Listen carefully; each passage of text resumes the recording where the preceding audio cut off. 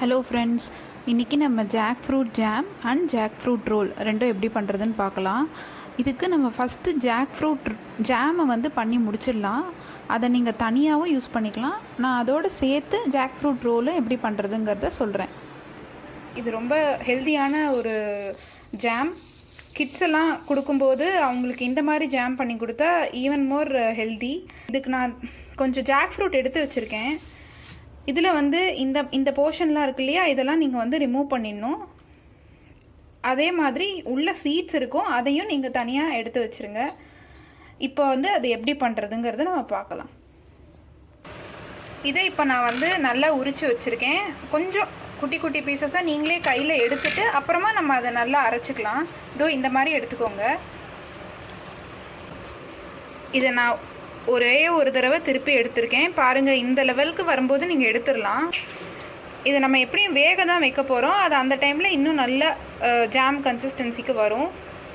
இப்போ ஜாம் பண்ணலாம். இப்போ ஒரு கடாயை நான் ஹீட் பண்ணியிருக்கேன். அதில் ஒரு ஸ்பூன் நான் நெய் விட்டுக்கிறேன். இப்போ அந்த பலாப்பழத்தை அப்படியே இதோட நம்ம ஆட் பண்ணிக்கலாம்.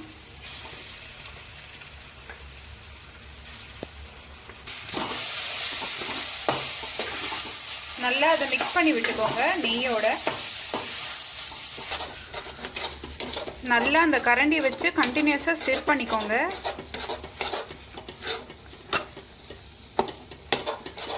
லேசாக ஒரு ஷைனிங் கலரில் வருது, இந்த மாதிரி வரும். ஒரு 10 பிளாக் இதில் 50 கிராம்ஸ் நான் ஜாகரி இதோட ஆட் பண்ணிக்கிறேன். வெல்லம் சேர்த்துக்கிறேன். சேர்த்துட்டு நம்ம திரும்பி நல்லா மிக்ஸ் பண்ணலாம்.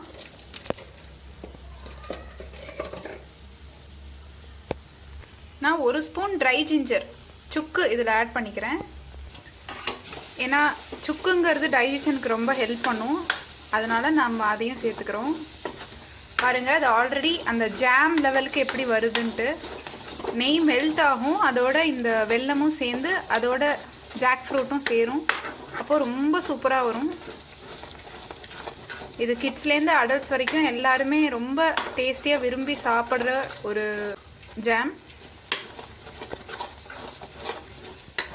ஒரு 5 மினிட்ஸ் கண்டினியூஸாக நான் ஸ்டிர் பண்ணியிருக்கேன். இப்போ பாருங்கள் இது எப்படி வந்திருக்குன்ட்டு. ஜாம் ரொம்பவே சூப்பராக வந்திருக்கு. ஸோ இந்த ஸ்டேஜில் நான் அப்படியே அதை எடுத்து வச்சுக்கிறேன். இந்த மிக்ஸை நீங்கள் ஃப்ரிட்ஜில் வச்சிங்கன்னா 1 மந்த் வரைக்கும் கெட்டு போகவே போகாது. அப்படியே நீங்கள் யூஸ் பண்ணிக்கலாம். ஸோ சாண்ட்விச், சப்பாத்தி இந்த மாதிரி எல்லாத்துக்கும் இது சைட் டிஷ்ஷாக நம்ம யூஸ் பண்ணிக்கலாம். இப்போ இந்த ஜாக் ஃப்ரூட் ரோல் பண்ணுறதுக்கான மாவு எப்படி ப்ரிப்பேர் பண்ணுறதுன்னு பார்க்கலாம். ஸோ இதுக்கு மெயினாக தேவையான இன்க்ரீடியன்ட்ஸ் என்னென்னா, 1 கப்பு ரைஸ் ஃப்ளவர் அரிசி மாவு வச்சுருக்கேன், 1 கப்பு வாட்டர் வச்சுருக்கேன். ஸோ அதோட நம்ம கொஞ்சம் உப்பும் தேங்காய் எண்ணெயும் மட்டும் சேர்த்துக்க போகிறோம். கொஞ்சோண்டு உப்பு நான் சேர்த்துக்கிறேன், அந்த தண்ணியிலேயே நான் சேர்த்துக்கிறேன். ஸோ தட் அது நல்லா மிக்ஸ் ஆகும். இப்போது அந்த உப்பு சேர்த்த தண்ணியை நம்ம ஹீட் பண்ணிக்கலாம். ஒரு கடாயில் அந்த தண்ணியை நான் அப்படியே விட்டுக்கிறேன். கொஞ்சம் கோகோனட் ஆயில், தேங்காய் எண்ணெய் நான் விட்டுருக்கேன். இதில் ஒரு 2 ஸ்பூன்ஸ் நான் விட்டுருக்கேன். இது வந்து அந்த மாவு அதோட ஜெல்லாகி நல்லா ஒரு குழக்கட்டை மாவு கன்சிஸ்டன்சிக்கு வரத்துக்கு ரொம்ப ஹெல்ப் பண்ணும். அதுக்கு தான் இது யூஸ் பண்ணுறோம். தண்ணி நல்லா கொதிக்கட்டும். நம்ம அந்த ரைஸ் ஃப்ளவரையும் இதோட சேர்த்துக்கலாம். இப்போ நான் நல்லா கொதிச்சிருச்சு. ரைஸ் ஃப்ளவரை சேர்த்துக்கிறேன். சேர்த்துட்டு நல்லா மிக்ஸ் பண்ணி விடுங்க.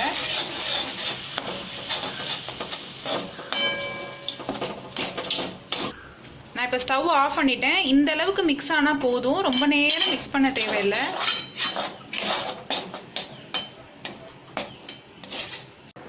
இப்போ மாவு ரெடியாக இருக்குது.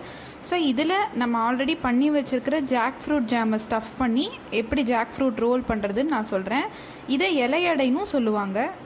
நம்ம வந்து ஒரு கடாயில் 1 டம்ளர் தண்ணி விட்டு அதில் நான் ஒரு பேஸ் வச்சுருக்கேன். அது மேலே ஒரு பிளேட் இருக்குது. நான் ஜஸ்ட்டு ஒரு 2 to 3 மினிட்ஸ் அதை நான் ப்ரீ ஹீட் பண்ணிக்கிறேன். அந்த கேப்பில் அப்படியே நான் அந்த இலையடைய தட்ட போகிறேன். இப்போ வாங்க எப்படி பண்ணுறதுன்னு காட்டுறேன். அந்த மாவை நல்லா ஒரு பால் மாதிரி எடுத்துக்கோங்க. இலையில வச்சு, இலையில நான் கொஞ்சம் ஆயில் வந்து தடவிருக்கேன். அதுக்கு மேலே நீங்கள் இதை வந்து நல்லா தட்டிக்கோங்க. தட்டிட்டு நம்ம பண்ணியிருக்கிற ஜாக் ஃப்ரூட் ஜாமை அப்படியே ஒரு ஸ்டஃபிங் மாதிரி அதில் வச்சு திரும்பியும் தட்டிக்கோங்க. அவ்வளோதான். நீங்கள் மீதி இருக்கிறத அப்படியே அந்த இலையை மடித்து ஒரு ரோல் பண்ணி ஸ்டீம் பண்ணுறதுக்கு வச்சிடலாம். சப்போஸ் உங்ககிட்ட இலை இல்லை அப்படின்னா நீங்கள் பட்டர் பேப்பர் ஆர் அவனில் யூஸ் பண்ணுற அந்த பேப்பர் கூட யூஸ் பண்ணிக்கலாம். ட்ரெடிஷ்னலாக பண்ணுறது இலையில பண்ணுவோங்கிறதுனால நான் இன்னைக்கு இலை யூஸ் பண்ணியிருக்கேன்.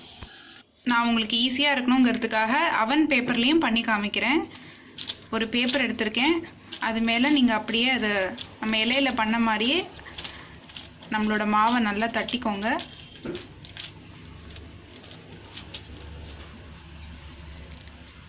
ஜாக் ஃப்ரூட் ஜாமை அதுக்குள்ளே நம்ம வைக்கலாம். ஸ்டஃப் பண்ணக்கப்புறம் அப்படியே அதை 2 ஹாஃபாக மடித்து ரோல் பண்ணிக்கோங்க. அவ்வளோதான். இப்போ நான் எல்லாத்தையும் ஸ்டீம் பண்ண போகிறேன். நல்லா 10 மினிட்ஸ் அது ஸ்டீம் ஆகட்டும்.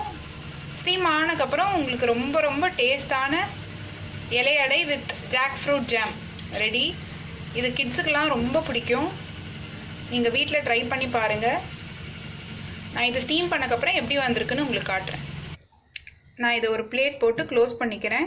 10 மினிட்ஸ் நல்லா ஸ்டீம் ஆகட்டும். பாருங்கள், 10 மினிட்ஸ்க்கு அப்புறம் நல்லா ஸ்டீம் ஆயாச்சு. சூப்பராக ஸ்டீம் ஆகிருக்கு. நான் இதை எடுத்து வச்சுருக்கேன். எப்படி வந்திருக்குன்னு பாருங்கள். சூப்பராக ஸ்டீம் ஆகிருக்கு. பார்க்கவே செம்ம யம்மியாக இருக்குது. So jackfruit roll or இலையடை ரெடி. ரொம்பவே ஹெல்த்தியான ஒரு ஸ்நாக் ஆர் டிஷ். எப்படி வேணால் நீங்கள் சாப்பிடலாம். நல்லா வெந்திருக்கு. நீங்கள் இப்படி ஒட்டி பார்த்தீங்கன்னா அந்த உங்களுக்கு வந்து அந்த மாவு தனியாக ஒட்டாது, பிசு பிசுன்னு. இந்த இலையிலேருந்து அப்படியே வரும். அப்படி வந்துருச்சுன்னா நல்லா ஸ்டீம் ஆகிருக்குன்னு அர்த்தம். அந்த ஸ்டேஜில் நீங்கள் எடுத்து வச்சுக்கோங்க. ரொம்பவே எம்மியான ஜாக் ஃப்ரூட் ரோல் நீங்களும் உங்கள் வீட்டில் ட்ரை பண்ணுங்கள். உங்கள் ஃப்ரெண்ட்ஸ்க்கும் ஷேர் பண்ணுங்கள். ஆர்ஜி சிம்பிள் மீல்ஸ்க்கு மறக்காமல் சப்ஸ்கிரைப் பண்ணுங்கள். வீடியோ பார்த்ததுக்கு ரொம்ப ரொம்ப தேங்க்ஸ்.